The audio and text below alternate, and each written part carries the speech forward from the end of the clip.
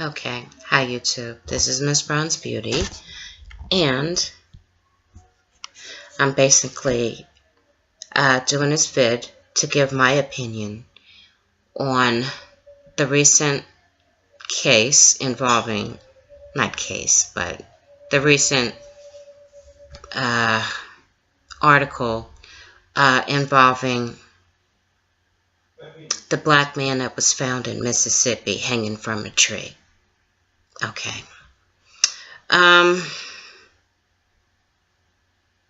Otis Byrd was his name. And he was found, I believe, March 8th, if I'm not mistaken. Could have been March 8th. I'm not particularly sure about the date, but I do know he went missing sometime on March 2nd. Okay, Otis Byrd, as I said, was his name. And he was found hanging from a tree deep in the woods in Mississippi. Okay, and he was found hung by a bed sheet. Okay, I'll say this. It seems the property... No, I won't go into the property yet. Okay, I remember hearing it first, of course, on the news. And I noticed how, first hearing it, they stated that his hands wasn't tied behind his back. After, of course, they gave his criminal history. And I said to myself, well, that's pretty odd. Well, you know what? Not odd. That's pretty interesting. Why is it necessary to state that his hands wasn't tied behind his back? As if all lynchings that take place, someone's hands are tied behind their back, because that's not the case. All one has to do is look at any photograph, a postcard from the past when lynching black people was good sport for white people, okay? Looking at the many photographs and postcards of that era, you'll see that not all of their hands were restricted or tied behind their back. So to me, knowing that, I said to myself, well, that's very interesting. Why, and what does that have to do with finding Mr. Byrd hanging from a tree? Are you stating that, or trying to insinuate, just because his hands wasn't tied behind his back or restricted in any way, that, okay, it wasn't a lynching? That's what it appears to me. But it seems, since they brought out his criminal history, as they usually do, it seems that Mr. Byrd, when he was 19 years old, robbed a store and shot a white woman. I believe she owned a store or was working in the store. I think it was her store. He shot her and she died. Okay, he murdered her. He spent about 25 years or more in jail. Of course, he was convicted. And it seems that her daughter, I found that interesting. Her daughter, the woman's daughter, let's see if I can find her name. I don't want to just state the woman. Let's see if I can find the woman's name. Okay. Lucille Trim was the woman that was shot and killed during that robbery by Mr. Byrd. Okay, it seems that Lucille Trim Um, of course, her daughter seems to have had a nice position in the National Guard and is married to a former Pennsylvania congressman by the name of Paul McHale. And McHale is also a former Assistant Secretary of Defense. I found that quite interesting. Don't you? And it seems that where Mr. Byrd was found, that land is owned by an elderly white man. What came to my mind is I'm wondering if this, I don't know the man's name, but I'm wondering if this elderly white man has ties to Lucille Trim's family. Did he know her? Is there any ties there? Because it seems rather odd to me that Mr. Byrd would hang himself from a tree. Me personally, when I hear black man hanging from the tree, suicide doesn't come to mind because I don't know any black man or black men or black people, period, that would use that form of suicide. You see, lynchings is a very big part of this country, and it is something that is deeply ingrained in all black people.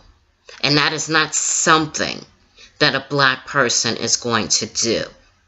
We're not going to hang ourselves from a tree to commit suicide. No. Okay. There's some questions that I definitely have because in my mind, this is a lynching. Now, I understand that they're going towards this being a suicide as usual. Okay. This is a murder. Now, whether it's a revenge murder or whatever, don't know, but this is murder. Okay? Now, it seems that on March 2nd, the activity for Mr. Byrd, before he went missing, his niece had drove him to a casino. He spent some time there, and his niece drove him back home. Okay? It seems that later on, Mr. Byrd went back to the casino with a friend of his, and from there, Mr. Byrd caught a ride with an anonymous person that came forward and told the sheriff that he drove Mr. Byrd back to his home about 10 or 11 o'clock at night, and that was the last that he's seen of him.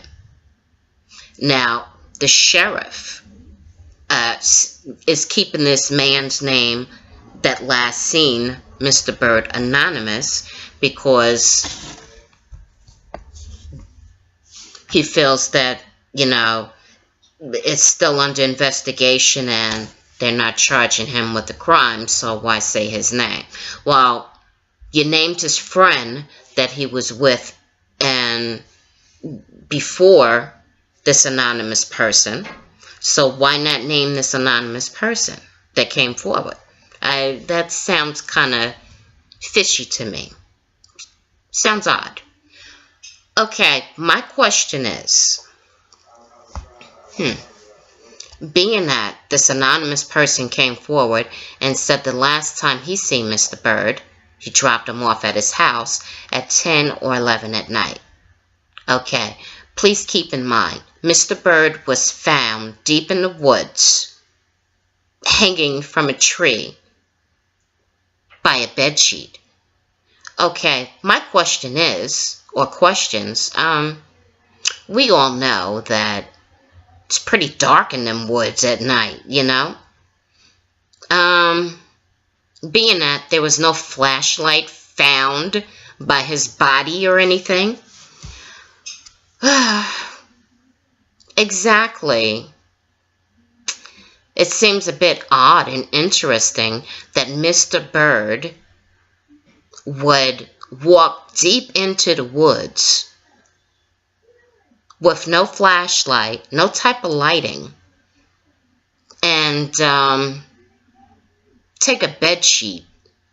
Now, my thing is, since it's incredibly dark in the woods, how could Mr. Byrd see exactly what he was doing with the bed sheet? Because hanging yourself from a bed sheet, that seems pretty arduous. That seems like it would take a long time to do. Someone who's committing suicide, they usually want something quick. Hanging yourself from a bed sheet doesn't seem like it's rather quick to me. And being that it's really dark outside, with no lights on, that would make it even more difficult. So my thing is, who had the lights? Was Mr. Byrd with someone who had a light? And they helped him somehow hang himself from a tree. I mean, there's so many scenarios and questions that come to mind, but you can see this is straight bullshit. Okay, Mr. Byrd Mr. Byrd went out deep into the woods late at night with no type of lighting to go hang himself on this old white man's property. Okay. What a bed sheet. So Mr. Byrd carried this bed sheet, pitch dark, deep into the woods, can't see what the hell he's doing, and hung himself from a tree. This is just such bullshit. You know, it's murder. Now again, whether it's the family's way of a revenge murder or whatever, don't know. But this is definitely murder.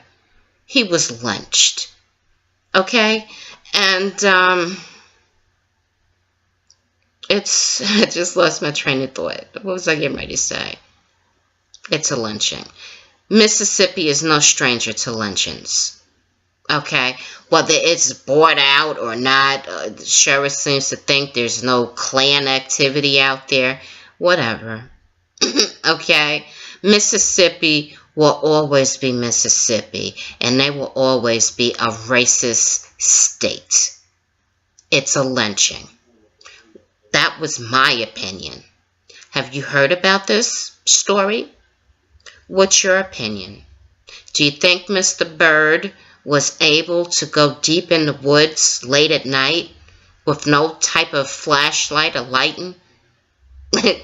Dark as hell out there with his bed sheet, and he was able to hang himself?